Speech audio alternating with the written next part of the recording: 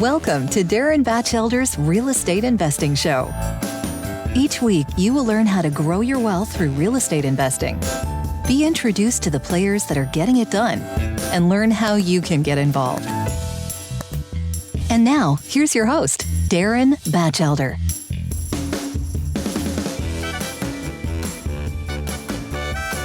Welcome, everyone. Today we have a very special guest. We've got Tom Lafferty here with us. Tom, appreciate you coming on the show. Hey, Darin. Glad to be here. Appreciate it. Absolutely. So a little bit on how I know Tom. So both Tom and I are in the same multifamily mentorship group, Brad Sumrock group. And when I joined about 3.5 years ago, Tom was actually my coach. So he was assigned to me as my coach. And you know, when I started underwriting deals, I was sending my underwriting to Tom to review, and he'd look at it and be like, "Darin, man, I think you missed this, or you missed that." So he kind of helped me through the the ropes in terms of getting started.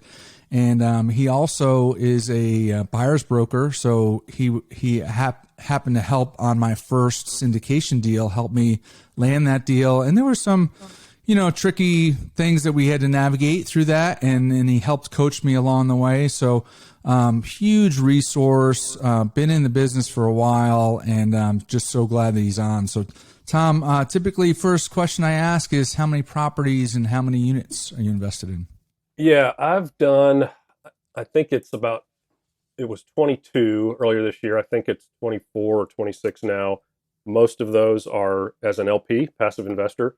I've done working on my 10th syndication right now. So 22 total, 10 as a general partner, and that's probably about 4,000 units. I invested in a lot of smaller properties as an LP. So, you run across people with these gigantic unit counts. That's not me, but man, I've done super well on some sub 100 unit properties. And as you know well, those things can be great deals. So yeah, it's about 4,000 doors and 22 to 24 total properties.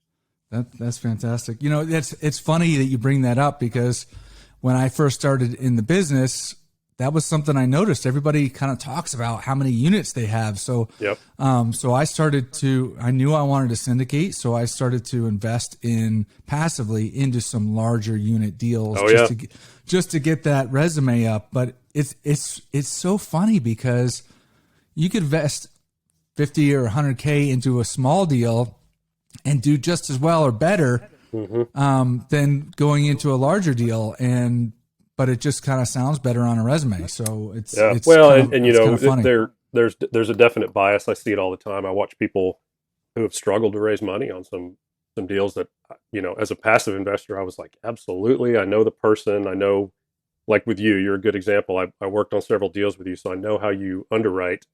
And I almost wouldn't have to look at the numbers to invest in a deal with you. And then there's other people that are, the opposite. But pushing the envelope a little bit. Yeah. And it can matter if you're a KP, obviously. If you're signing a loan, it can help to have those bigger numbers, But yeah, as a purely passive investor, I don't care if it's 50 units or 350.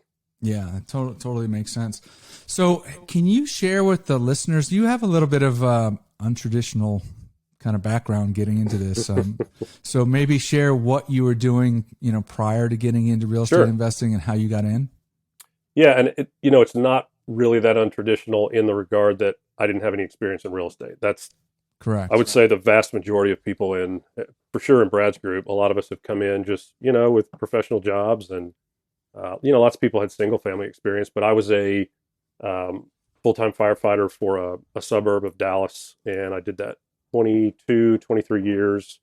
I retired as the captain of a station in 2019, but I started investing in real estate in really 2012 is when I first learned about multifamily.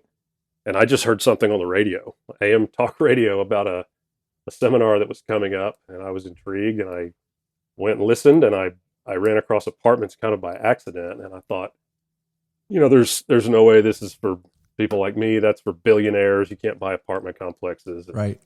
And I ran into a bunch of people just like me who were doing exactly that.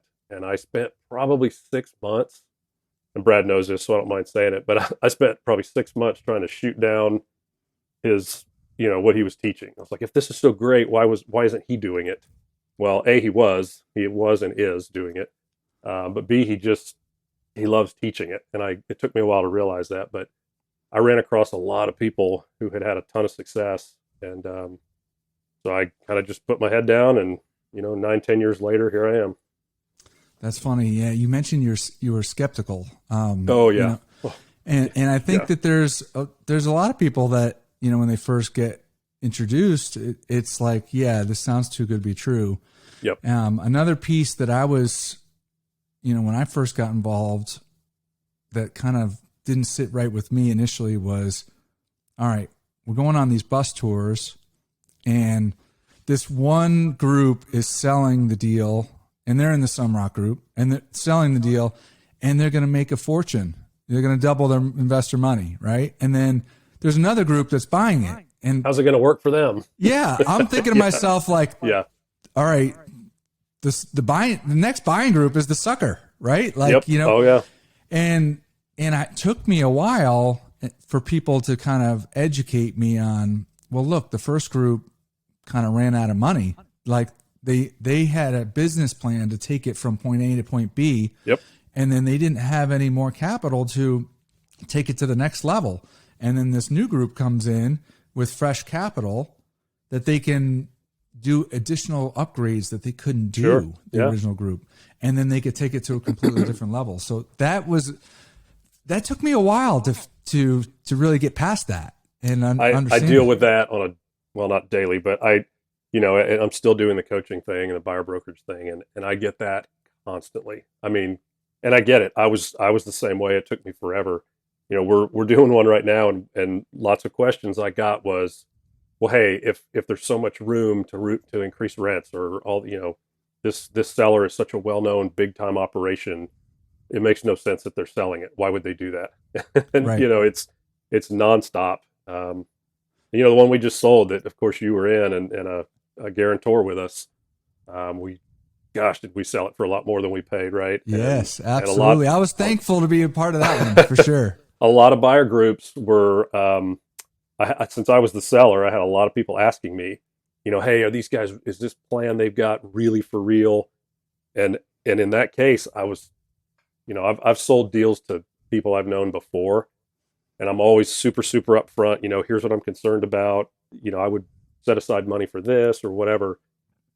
I'm more interested in them doing well, and I don't want to be nervous when I see them years from now.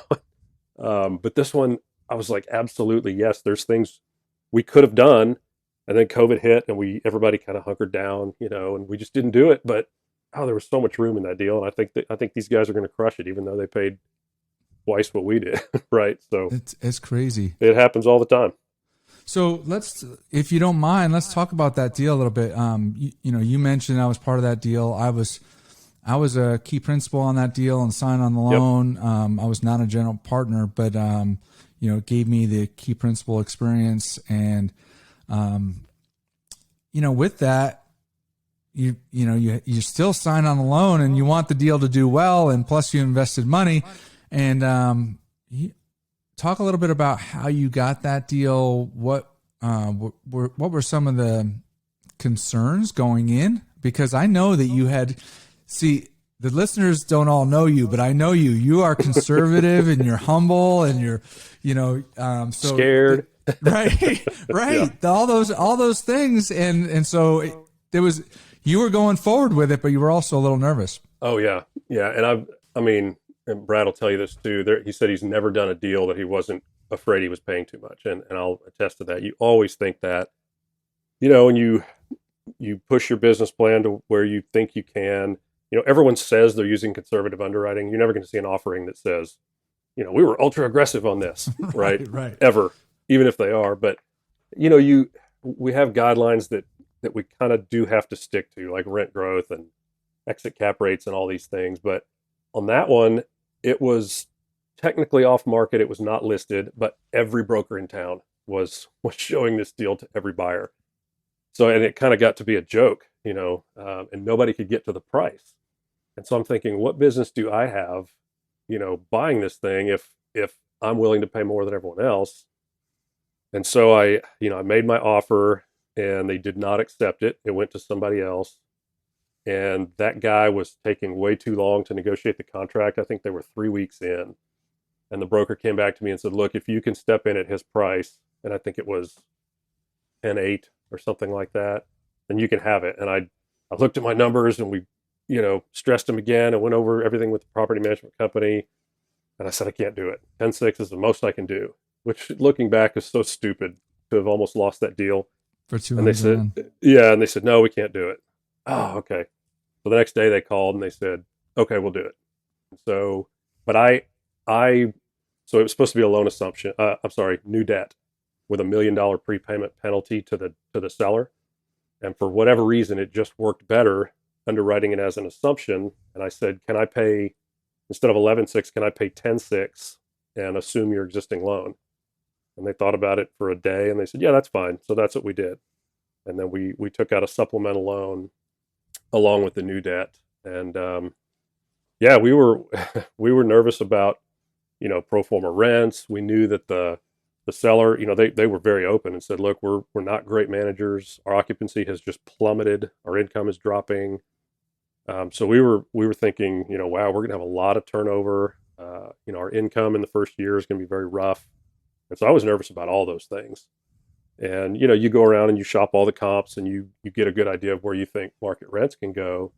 But there were a lot of properties nearby that were in worse shape, long-term ownership, and they just weren't pushing rent. So that was a big concern. I didn't want to push too much and be the highest in the market, yet we were one of the nicer properties. So it was tricky, and, it obviously turned out great. And it was a pretty simple deal once we got through that first.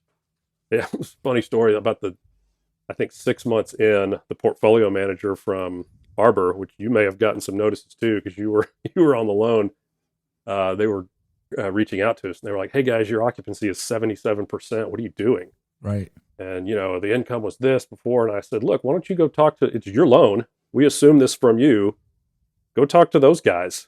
We're cleaning up their mess. And he said, okay, that's fine. But they did ask.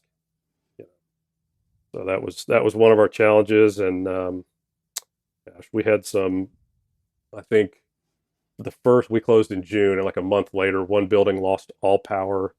It was a big $10,000 repair, and somebody called the city, and just some things like that were a little nerve wracking. But for the most part, for 3 years, it was just a great running property.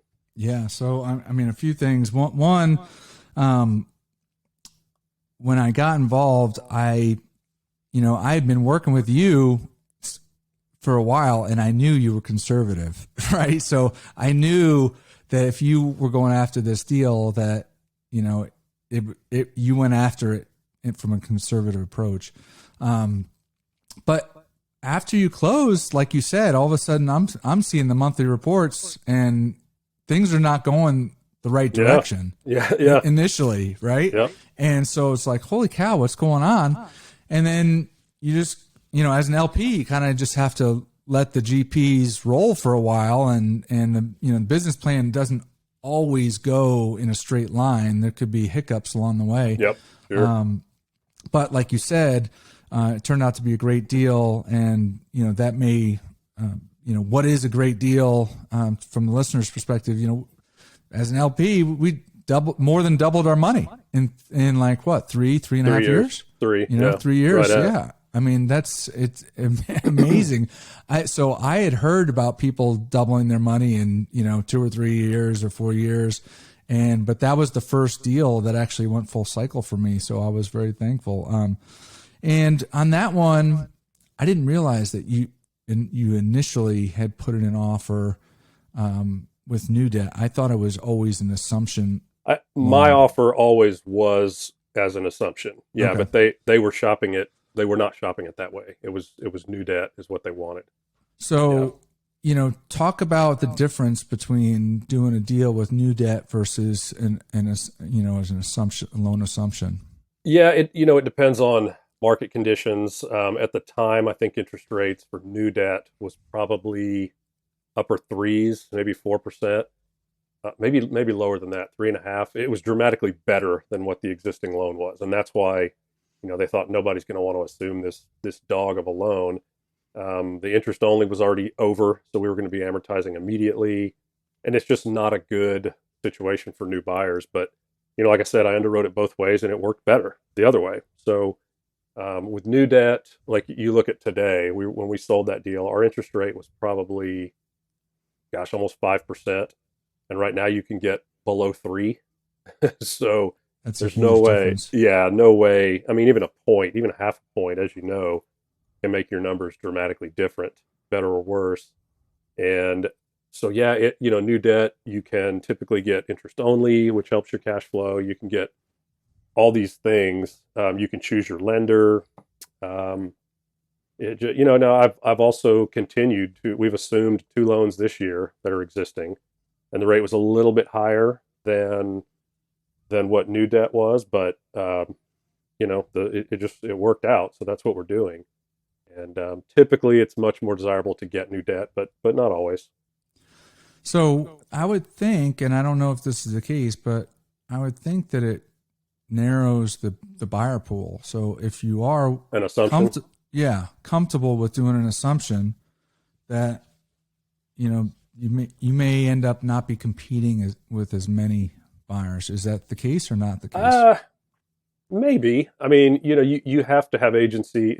If you're assuming an agency loan, you have to already have agency experience, and that's the same with new debt. So I don't know that it necessarily does. I think it's just, if there's somebody that just has to have interest only and a deal does not, maybe that would reduce, a few buyers, but I don't think it does too much as far as the buyer pool. Okay. Doesn't seem like it. Now on that deal, what was the largest deal you had done prior to that? But that one, I did 32, then 78, and then and then 106, and this one was 154. So I had done 3. Okay. Yeah, 2 bank loans, like full recourse bank loans, which nobody does anymore. And then I helped the Staples get their first deal, and that was a Fannie. I don't remember, but yeah, then Oasis was my third or fourth.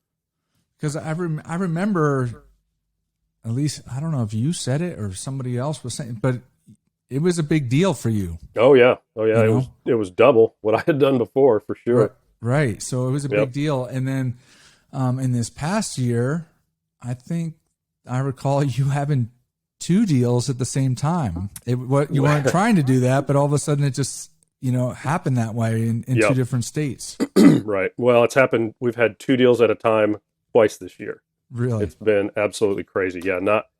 I typically do a deal like every 2 years, and there's been 4 this year. And it was just, I'm partnering with a couple other guys, so obviously we have more bandwidth, but it's been crazy. And it was all just relationships. I think 3 of the 4 were off market. Somebody called us about, and we liked them and they worked. So we said, well, this is a terrible idea, but let's try it. And it was a mess. Well, it was hectic, I will say. But we got them done, and yeah, so far so good. So talk about partners. So on the Oasis deal that we were in together, you basically said, like, look, man, my life's crazy. I just don't know if I'm going to have enough time to manage the day-to-day on this. I want to partner with somebody else that's going to be kind of, running the day-to-day, and I'll oversee it. Right. So how did you pick your partner on that deal? So that, it wasn't so much the time. It was just, I don't love that part of it. I've done it. And I don't, a lot of people will do asset management just for the fees. I mean, they can be very lucrative, especially as you get up into the bigger deals. And so it's hard to walk away from that. But I thought, you know what? I just think my time is better spent, building relationships with brokers and investors and looking for new deals. And that's what I enjoy. And so, I had met multiple people in the group that had expressed an interest in doing that. And I found somebody who had left a corporate job, had a, C-level job, advanced degrees, all kinds of things. And we were, kind of hit it off personally. And I asked him, and he said, sure. And he lived near the property. Fantastic. So I gave him a couple points of the GP, and he did all the the investor communications and analyze he's a numbers guy, CFO by trade. And, he would go through the financials and communicate with the management company. And, he was always updating me, and we talked. And, but to me, it was worth it to give up, a share of the deal. And when it was all said and done, it was a pretty big chunk of money that he got for doing that. And I was happy to do it. So, and I continue to do that now. I mean, I've got a partner that's just an outstanding asset manager, and I just know he's better at it than I am, and I don't want to do it. So I continue to operate that way.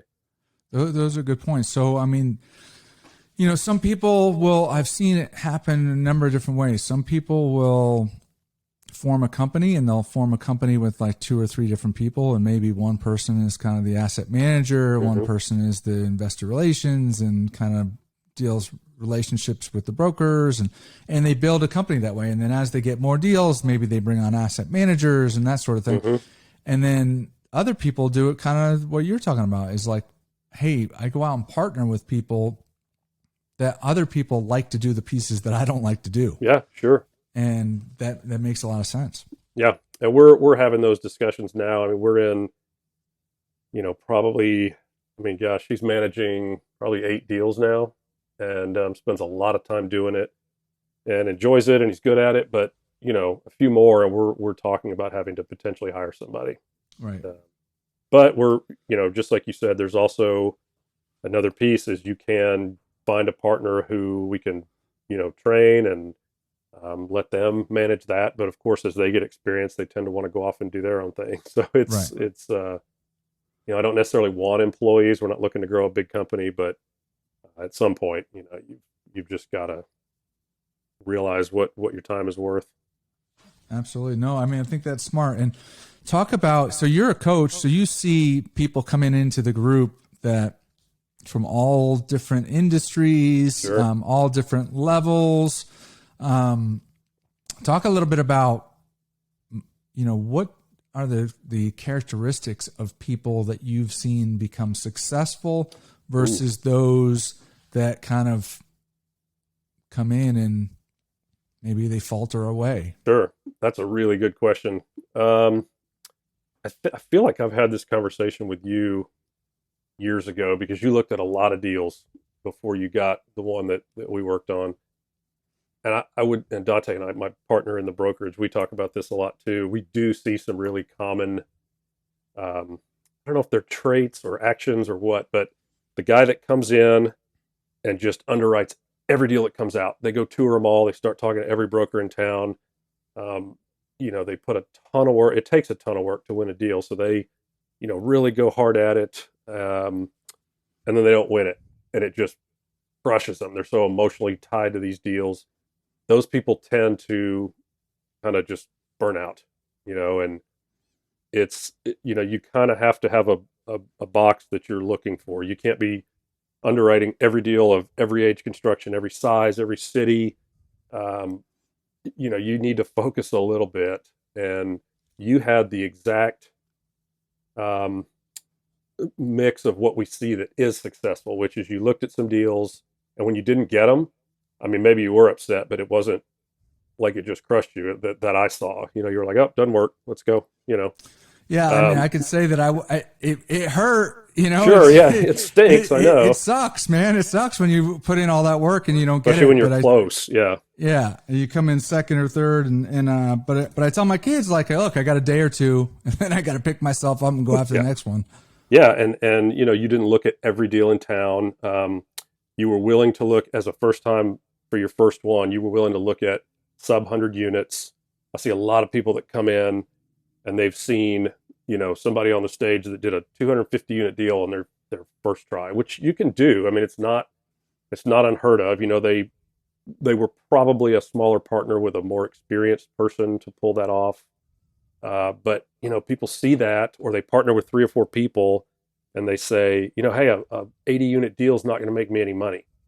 And so they won't even look at them. And I just, they don't understand what a difficult road that is to be a first time buyer looking at a 1980s property in Arlington, Texas. The people you're competing with are You could walk in there as a new buyer, be the highest offer by $1 million, and you may not get it because these brokers don't know you. They're not certain that you're going to bring the deal back to them when you're done with it. Just all these things, they and it depends on the sellers too. Some sellers, their hot button is absolute certainty of closing. And so if they have any doubts that you're going to be able to do it, they won't pick you. And again, I'm not saying people can't do that on their first deal. I've seen it, but you were willing to look at smaller ones, and you got a smoking deal. I suspect is probably going to do incredibly well when you sell it.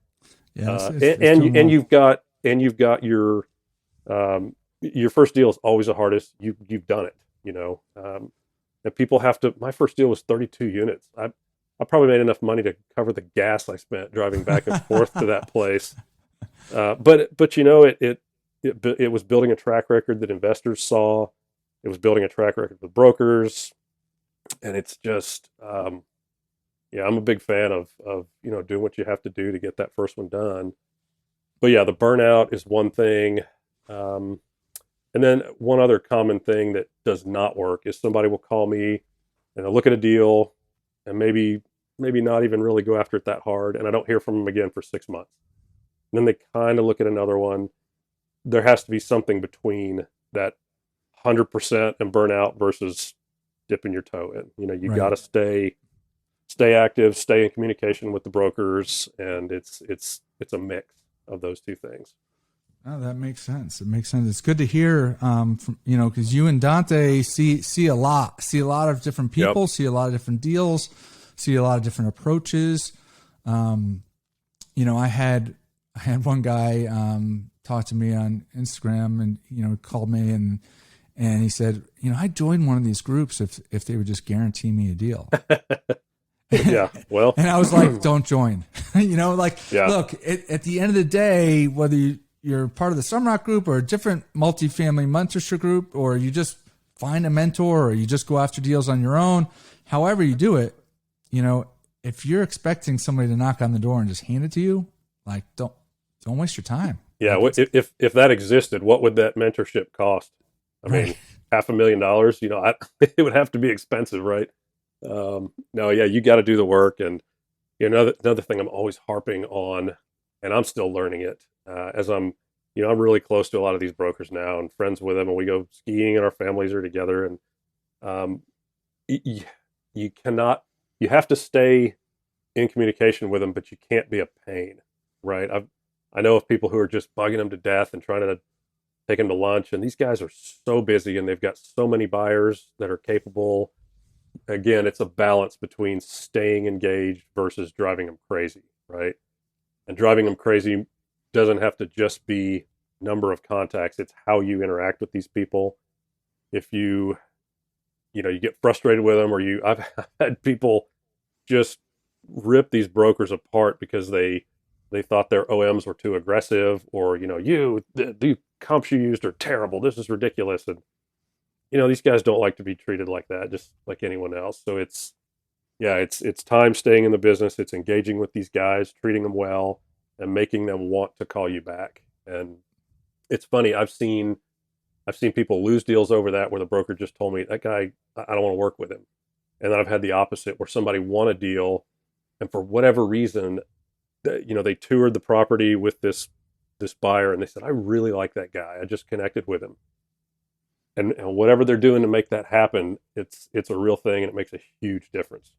It is a relationship and a people business for sure. Absolutely. In so many different avenues. I mean, with brokers, with partners, with, Yep. With limited partners, attracting capital, there's so many different facets to it. Yeah. So earlier you talked about, you just mentioned it off the cuff. You said giving it back. The brokers may not be, sold that they're going to give it back. Explain to the listeners what that means. Yeah. So these guys are as concerned with getting a fee for selling a deal. They want to make sure it closes so they get paid, but they want it to be sold through them again. They do not want it to go to another broker. And so they really look at it as keeping control of a deal and selling it 10 times if they can, right? So, and if you think about it that way, it makes a ton of sense. It's it's almost like an insurance agent getting a fee for annual premiums. And it happens, deals go to other brokers and it makes everyone mad. And, you can potentially burn a bridge like that, because then when that broker has another deal for sale, do you really think he's going to want to sell it to you if he sold one to you and you didn't come back? So that's a big golden rule, if you will.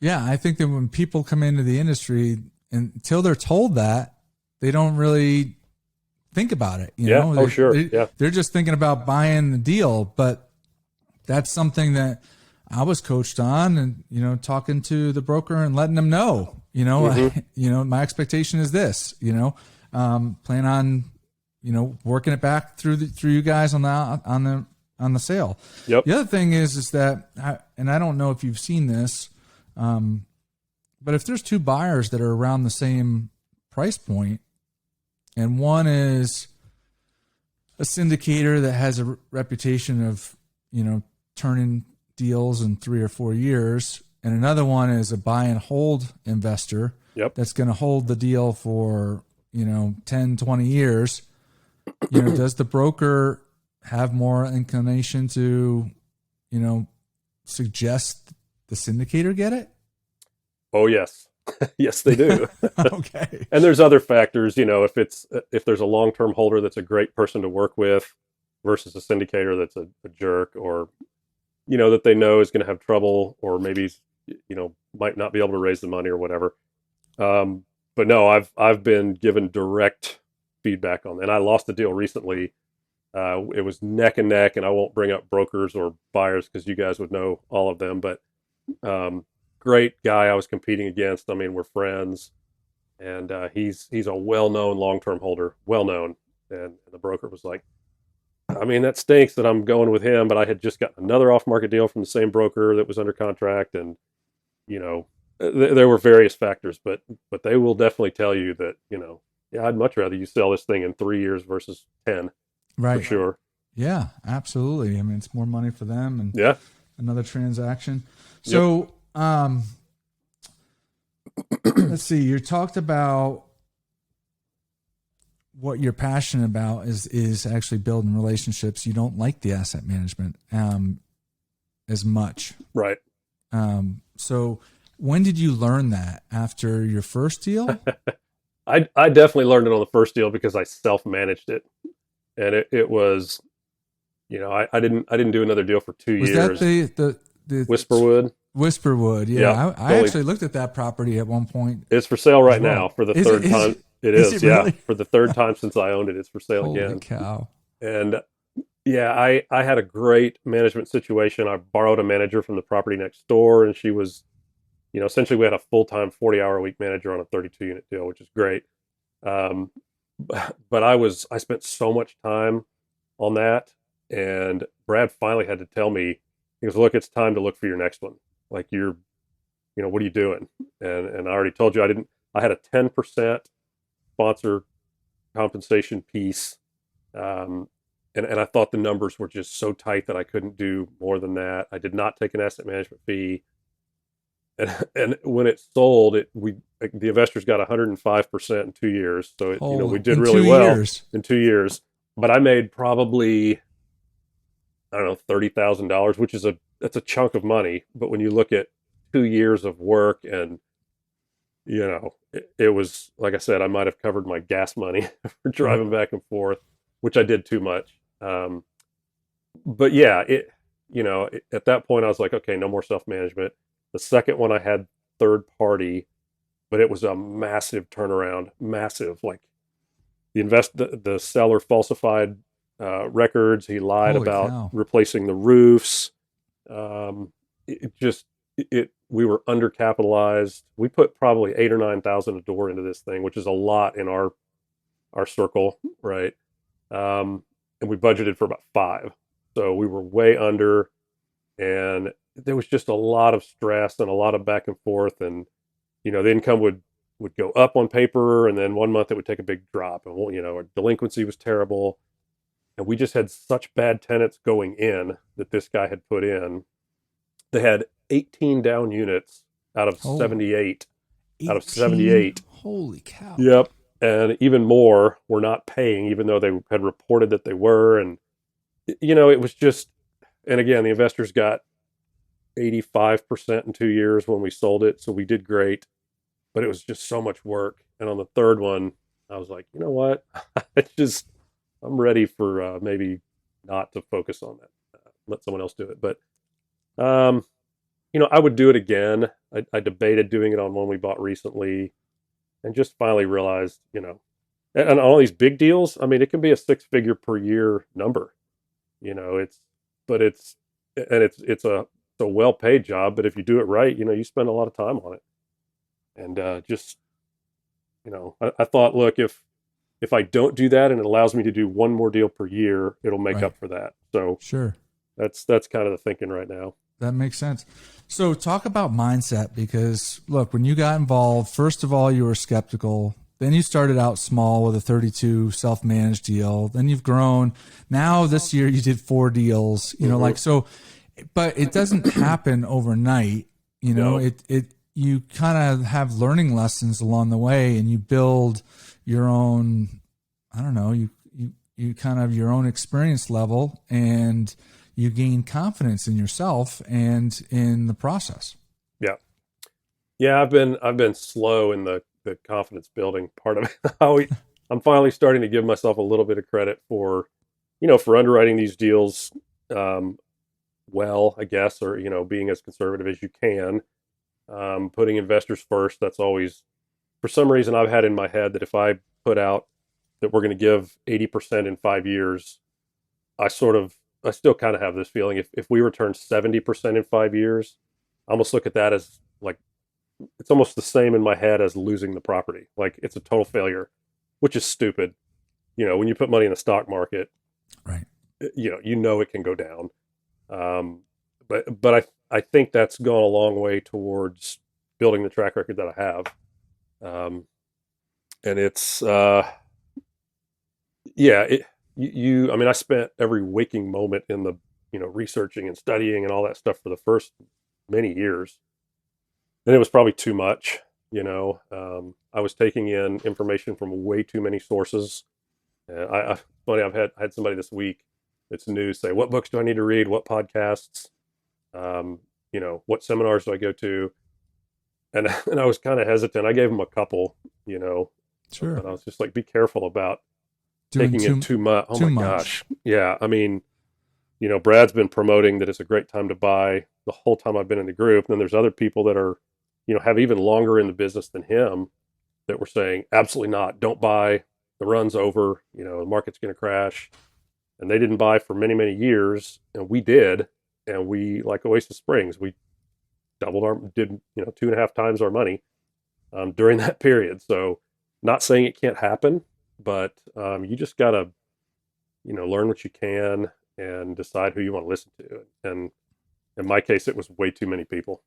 So I had to limit also, that. This business lends itself to being able to, you can be you can be your own character. I know that when your communication, when it comes out, it's almost apologetic. It's like, it's like, all these other deals are coming in my email box, and it's like, this is why you should invest in this deal because this, and then yours comes in, and it's like, hey, I don't want to really bother you, but I got this deal, and like, putting it together, and I'm just talking to a few people, and like, maybe something you might want to look at, and the next thing you know, it's like 2 days later, it's like, oh, it's full. It's not how I intended to come out, but yeah, I've often been accused of people saying, are you trying to talk me out of this? But I especially if it's, someone I'm close with, I want them to fully understand, what makes these things go up or down, or like,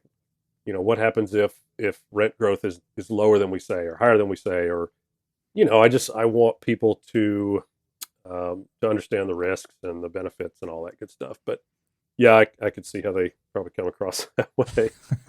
Well, and I have to imagine now that you're partnering with some people that, are taking the asset management piece and not only do you have a great track record, but your partners have a great track record as well. Yep.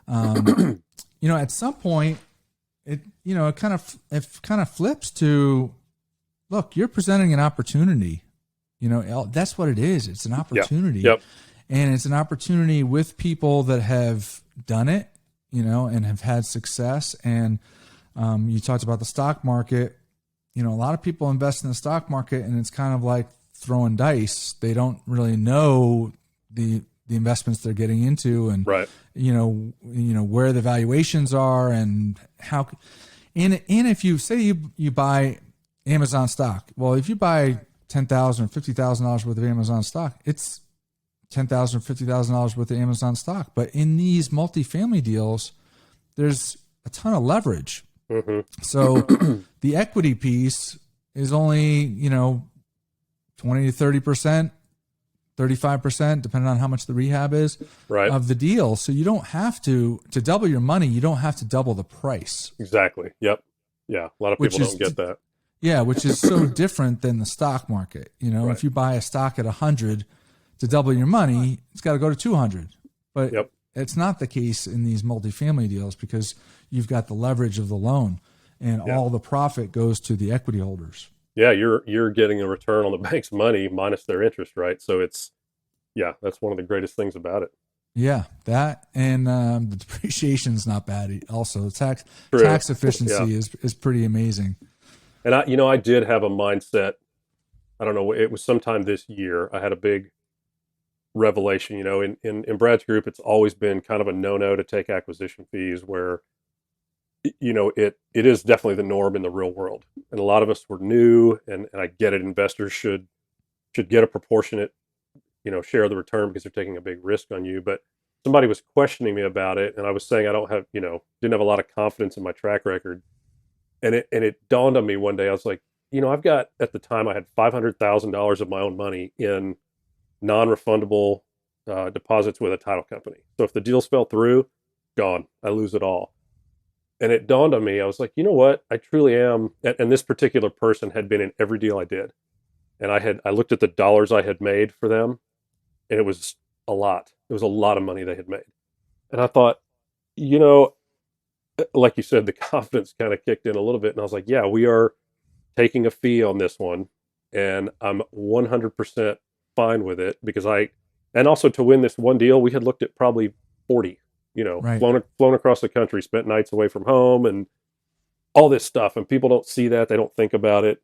But it did dawn on me exactly what you said is we're working our butts off and yes, we're doing very well, or else we wouldn't be doing it, right? But sure, these are really great opportunities for people. And that, in the beginning, it's like when you're talking to investors, it's like you definitely want everyone you can to invest, and you're maybe telling them what they want to hear and all this stuff. And now it's like, if somebody asks me a question that, I answer it and they're skeptical or they don't, whatever it is, if they're giving me a hard time, I might just say, all right, fine, don't invest. Maybe this isn't the right opportunity at the right time. Yeah, and I'm fine with that. And maybe I don't send them the next deals either. So, right. Yeah, you're right. As you go, it does flip. That's, you brought up another point that I think that a lot of passive investors don't realize is that, the syndicator fronts a lot of money in the beginning. And so, sometimes there could be this thought process from passives like, oh, they just want my money so they can get the deal closed and make money off of me, know. But the syndicator is not going to front non-refundable, deposit money and all the fees for the attorneys and the third-party reports and the inspection and the appraisal and all that if they don't have confidence that the deal is strong enough to be able to raise the money. Yeah. So, that's something that I think a lot of people don't realize, that the syndicator fronts all that money and then they raise capital, and then they, assuming the deal closes 60 days later, they get refunded that capital, but the syndicator fronts all that. So that's the risk on the syndicators. Well, and the debt, of course. I mean, there's we've signed, I don't know how many tens of millions of dollars worth of debt this year alone, which it is non-recourse, but there's ways recourse can be triggered. There's really the biggest risk for a syndicator if they want to stay active is if a deal goes badly, they're not going to do any more deals, right? So, investors won't want to invest with them. Lenders in particular won't lend to them. So it's a huge risk to your reputation, your finances, everything. So yeah, no, I'm not a big fan of somebody taking acquisition fees if it's, their first couple of deals or even if they've bought several and they don't have a track record to show how they've performed. But once you do, I think it's entirely reasonable and people are fine with it for the most part. And it's, in our little world that you and I are part of, I think our fees are dramatically lower typically than what you would see in, what I call the real world or the outside world. Yeah. I was talking to somebody, I'm not going to mention names, but when he said what his acquisition fees were, I was like, holy cow. Like, yeah. But I'm like, he's still, his track record when he was talking about returns for the limited partners, it was still really substantial. Yeah. So I was like, well, look, I mean, that at the end of the day is the most important is, the investor is putting money in. Are they getting, an adequate return back? Yeah. And, an expected return back. So, yeah. And if somebody's I've also seen people that I feel like were doing deals just for the big fees, like they got really aggressive. And if those deals don't perform, I'm certainly not going to invest with them again, for sure. And it all comes down to track record. You might be able to do that for a handful of deals, but if you keep doing it, people aren't dumb. They know what's going on. So another thing you brought up was the lenders, and I think of this as as kind of another safety net. Like, so, if you're part of a mentorship group like we're in, I'm going to underwrite the loan, the deal, and then I'm going to present it to a coach like you, and you're going to look at it and put your eyes on it, and you say, looks good, or hey, we should tweak it here. And then, I've got a business partner and they've got to review it. And there's a third party property management company that has to put their numbers into it and all of that. But then you go for the loan. Yeah. And if you're going to the agencies, Fannie and Freddie, I don't know, multifamily world, large scale multifamily world, maybe they do, I'm ballparking it, maybe 50% of the origination. Sure. They have these massive databases of all multifamily deals across the entire country, going back years and years and years through up cycles and down cycles. And they are not going to approve that loan if they don't think the property can have the results that are in the business plan. Yeah. And that is huge. And the loan is based off the operations today, not after we do the rehab and all that. Like they're like, all right, what's the income today? What are the expenses today? Yep. And I'm going to loan on that. And right. So once that lender, that Fannie and Freddie approves that, the loan amount at the same amount, or sometimes they'll even say, hey, you were going to do a 75, but I'll do a 78% LTV loan. Well, that's even more confidence that they're like, hey, this deal could support even higher leverage. Right. And so that's another confidence factor, I think, from my standpoint and for an investor standpoint in a deal. Yeah, I agree. I would say that it's more like people who are worried about, am I going to lose all my money? I feel like that's more because those guys are looking at debt coverage, right? They want to make sure their debt is covered. They don't care how much money we make as right. investors and syndicators. So they are more concerned with that. But I do think it's a huge peace of mind for investors that, I can, as the general partner, I can tweak anything I want in that spreadsheet and make it look like an amazing deal. But you as the investor don't want it to just break even. But that's where the safety net kicks in. Yeah, you got to have trust in the syndicator that they're, being realistic in their projections. But it's a huge safety net that, hey, if this thing goes terribly wrong, the lender feels like it's probably going to cover itself. The very first passive investment I ever made, it's out of the 22 or 24 I've done, there's only one that hasn't done well. And it was the very first one I invested in. And I knew it was a high risk, high reward situation. I knew it was a terrible market. But it was showing like a 236% return. And I was like, wow, if we miss that by 50%, I'm still doubling my money. And it got hit directly in the face by Hurricane Harvey.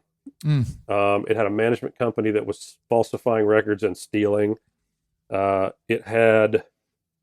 had a fatal fire that killed some kids, which was terrible, with an ensuing lawsuit and a judgment. It was just everything that could possibly happened on this thing. And the hurricane flooded the whole downstairs, the whole first floor. And so we dropped to 50% occupancy.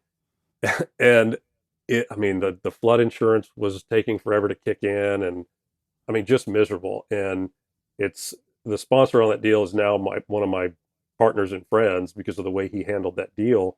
He never came back to us for a cash call. He fronted like $1 million of his own money to keep it going until everything came around, and he got it turned around, and it was starting to do really well. And it had gone to a special servicer at that point, meaning the lender was like, hey, you're in trouble. You're in the naughty box right now. This guy's going to watch over you. And that servicer, we think, started seeing the opportunity and said, we're going to just take the property from you, which they could. And so we said, all right, we'll sell it. And we sold it, and everyone got their money back. We didn't lose a penny. But I was like, man, with all of that going wrong, we didn't lose money. And I just thought that was a huge lesson, and also a big lesson in having your GPs be financially strong, because otherwise I've seen a lot of big deals get done where they've put together a bunch of people with like maybe, $1 million net worth each or whatever. And if something goes bad, they're coming straight to the investors for more cash, which, the operating agreements allow you to do. So it was a big learning lesson for me. But the biggest thing I've learned now is when I look at opportunities as a passive investor, sponsor A might be showing a 236% return, and sponsor B is showing an 80% return, but I know sponsor B super well. I've invested with him before. I feel like the first guy has a much bigger chance of missing his numbers, drastically, versus this guy who might miss it by 10 points. Or, it's not a science, but I've just really limited the number of people I'll invest with. And it's now almost, I would say 90% or more is the person I'm investing with. I've just kind of learned, I invested in a deal in October in a small town that normally I wouldn't have any interest in. He was getting a 50-50 split. General partner was getting 50% of everything. And I had nothing to review, no numbers. And he said, if you want in, you can. And I did it. Invested in it without seeing anything. But I just know that this guy... You know him. Yeah, and it was last October we bought it. And it's already probably worth twice what we paid. And he knew there was an opportunity. And so, yeah, it's for me, it is totally now the person. I don't know how I got off on that tangent, but lesson learned. I think that's important. And also, you did 20 some odd deals, and, they talk about, with the wealthy, first thing is preservation of capital. And then secondly is to make an adequate return, and grow it.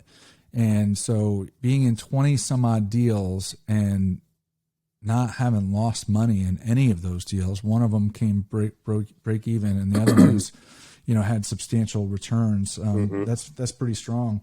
Yeah. Hey, talk about financial freedom and the difference between kind of what your path was before, like, 20 some odd years as a firefighter, and with that comes a pension, right?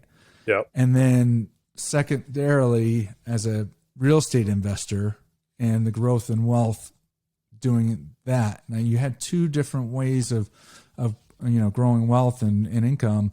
Talk about those two, and which ones had more impact. Oh, well, by far the real estate.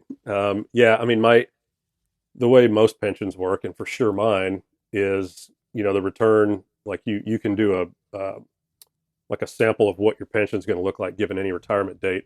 And it kind of goes like this, it gradually increases. And as you get, 25, 30, 35 years, it obviously goes up a lot.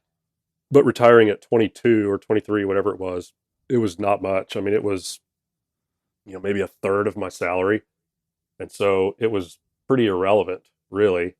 And so that was it took me a year to finally pull the trigger on that, even though the real estate had, probably 10x my salary, and it was, a six-figure salary. But yeah, my fear was, okay, the day I retire, the market's going to fall apart, or it's going to crash. Everything's going to shut off. The real estate market. Yeah. I mean, I always was, because I was listening to some people that were, predicting that, and it could, of course, right? We don't know. Yeah, I mean, absolutely. some other virus could come out, or nuclear attack, or whatever. Who knows? But yeah, I mean, we had built up enough in savings, and a lot of these investments were now creating income, and so we were like, you know what, we would be fine for at least a couple of years if everything fell apart. So, let's do it. And my wife works, and she could work more if she wanted to. She's a self-employed attorney. And so, yeah, we just decided to pull the trigger. And I mean, the health insurance was really painful. It's super, super expensive if you're buying your own. But it's just, yeah, we've just got complete financial freedom at this point. And it's funny, up until very recently, I had no idea, and I still don't have a great idea, because I was not tracking distributions from all these investments. And so I went back years and tried to plug in what we've made. I had no idea how much money we were getting from these things. And, we started out putting $50,000 into like 2 or 3 deals, and then those doubled, and we just put it all back into other deals, and, kept doing it. And so now we're putting bigger chunks into fewer deals. And, but yeah, it's just been, I mean, gosh, 22 years of a full-time job couldn't do for me what, 5 years of real estate did. That's for sure. So what's the advice to the skeptics out there that, look, I had heard about real estate for years, but I didn't get involved until 3.5 years ago. I was in my late 40s. And, it's, there's people out there that hear about it and they're skeptical. So what's the advice to the skeptics? Yeah, I would just say that if nothing else, I think it's a great alternative to other investments. I mean, my wife and I really struggled when we first, like I said, we first put money in. I think it was 4 deals. And we were going to financial planners trying to figure out, what do we do with this cash we're getting? And we stumbled on the idea of, we're going to hire a fee-only planner. The guy has no interest in selling us anything. He'll have the golden answer to us. And the first thing he did is when he looked at all of our stuff, and we only had if it was 4 deals, it was like $200,000 invested in real estate. That's it. And the first thing he said was like, "Oh man, you guys are way overweighted in real estate. Way too heavy." He did? Yeah. Oh yeah. Yeah. And I'm like, what? And I don't know what our net worth was at the time. It wasn't huge, but 200,000 was not a big piece of it. Right. And it dawned on me, these guys have this training, and they've got these buckets that they see. And he was treating what I was doing, which was an active business. I'm involved in this every day. I know what deals are good and what aren't. And he was equating it to like sticking money into a REIT, just something totally no control of it. And so I still struggle today. I mean, we are almost completely out of the stock market. We have some, but it's almost all in multifamily real estate, almost everything. And, that was really scary for the longest time. And I ran into so many people that are, ultra high net worth people that they do the same thing. And, I did some reading on family offices, and a lot of those guys invest almost everything in what made them wealthy. That's not diversification. It's, but anyway, for people that don't know anything about it, I can't imagine not having something. It's a physical asset. It's likely not going to go to zero, which a stock can, probably not a blue chip stock, but I have just it's been a slow process, but I've completely changed my mind on how I feel about, it takes time, and everybody goes through their own process with that. But what I would say to people is, look, we were all kind of trained, get good grades, get good job, climb the corporate ladder, Yep. put money away in 401k. your 401k, and it's just going to grow, right? But what we lost is accountability. And so what I would tell people is, look, you make good money, you put money aside, you are responsible for that. You as the listener are responsible for the money that you put aside and where you put it. So if you just put it in a 401k and just hope that it's going to grow into this huge nest egg, then shame on you. And I say that to myself, shame on me that I did that for so many years. Yep. So, you need to actually learn about the investments that you're investing in. And, real estate is one of the alternatives that you can look at. But no matter what you invest in, it's your responsibility to learn and get comfortable with that investment. Well, and it was funny. One thing that kind of flipped a switch for me, I was on an accident scene at work, just kind of sitting there after everything was over and we're waiting, for stuff to get cleaned up. And I was talking to one of the police officers, and he was a lot younger than me, like maybe mid-30s or something like that. And somehow real estate came up. Oh, I think he just said like, "Hey, I heard you're doing this apartment thing." And he's like, "Yeah, I've got some single family homes and they've done really well for me." Well, come to find out, he's got like 60. He had like Holy 60 homes. And I was like, "What?" And he said, "Well, my dad always did it. And so I started doing it in high school. And he would do all the work himself." And I started asking him, I was like, "That's got to be paying you a lot more than your police salary." And he's like, "Oh yeah, I could retire right now if I wanted." And I was like, why aren't people taught this? And all your money in your 401k, maybe it's growing, let's say, and it's doing all these things, you can't touch it. Right. Yet he had all this money in these houses, was just literally filling his bank account every month and not going down in value. So I was just like, oh my gosh, that is, and I've run into a lot of people like that they're in, and if anyone's read Rich Dad Poor Dad, it's the investor versus the employee. And I just was like, man, and these 401ks, and you start taking money out, does anyone really think tax rates are going down? Right. Probably not. And yeah, it just sounds so dismal now. Well, when you retire, your income is going to be a lot lower, and so your taxes are going to be lower. I don't want my retirement to be like that, right? So, yeah, it's that was a big light bulb for me on the investment side, and it's just so different than stocks and bonds and all that stuff. And not that those are bad, and I know people make a ton of money at it, but man, for me, I'm pretty much done with all that. Yeah, I hear you. So, what do you like to do outside of work for fun? Oh gosh, I was a big tennis player until I hurt my stupid arm a couple of years ago and haven't been able to play since. And then golf, I again haven't done that.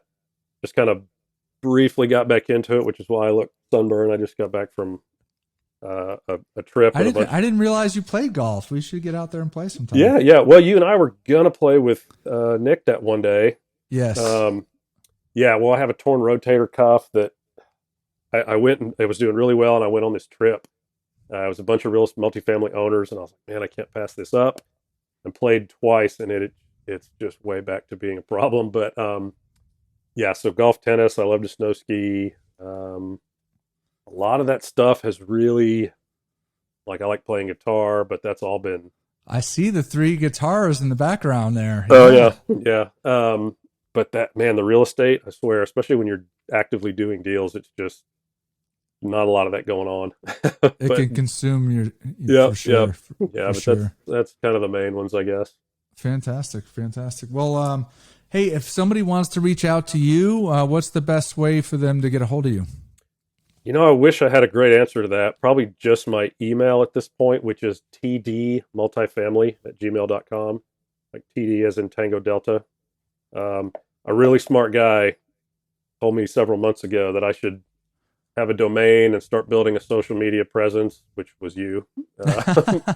And I actually did buy tomlafferty.net, but I've done absolutely nothing with it. So I know I need to do that. I was listening to Charlie Young talking, if anybody saw him at Brad's name NatCon this time, and he was talking about how it's taken decades to build their investor list, and they've got people that used to put $100,000 in their deal, now they're putting $1 million, and that's so much more my personality, is to build long-term things with loyal investors. But it is dumb that I'm not at least doing something. I don't even put a post when we close a deal like everyone else does, and right. I know that. And well, I mean, look, part of it is your personality is you're very humble and you're relationship driven. And look, social media can be uncomfortable, just like doing your first deal is uncomfortable, like a lot of the steps, but once you do it, you get comfortable with it. But, here's the thing is that when all of a sudden somebody that you didn't know, reaches out and you help that person because that's how we got connected. Yeah. Because that's how you got connected.